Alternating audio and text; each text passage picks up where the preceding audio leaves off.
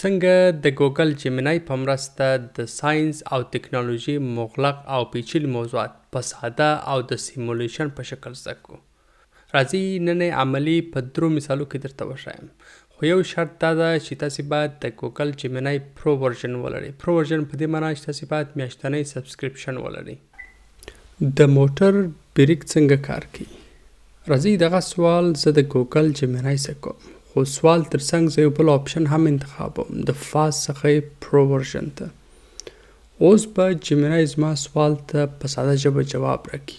ټول به راته تشریح کړي او ترڅنګ یو اضافه کار بل هم راته کوي چې د سیمولیشن په شکل یا عملي ډول یې راته ښکاره کوي چې کله موږ بریک ونیسو نو شاته کم کارونه ترسره کېږي چې دا بریک موټر دروي.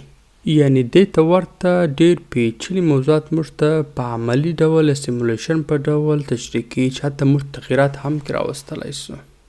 په دوم مثال کې زه په پښتو ژبه ورته وایم چې په شبکه یا نیټورک کې ماته ټي سی پي آی پي تشریح کړه او راوښیه. اوس به یې راته تشریح کړي او یو سیمولیشن یا په عملي ډول به یې هم وښیي چې که ډیټا د A څخه B ته استول کېږي تر کومو مراحلو تیریږي. په دې مثال کې پوښتنه ځینې کوو چې د وای فای 2.4 ګیګا هرتز او 5 ګیګا هرتز څنګه کار کوي.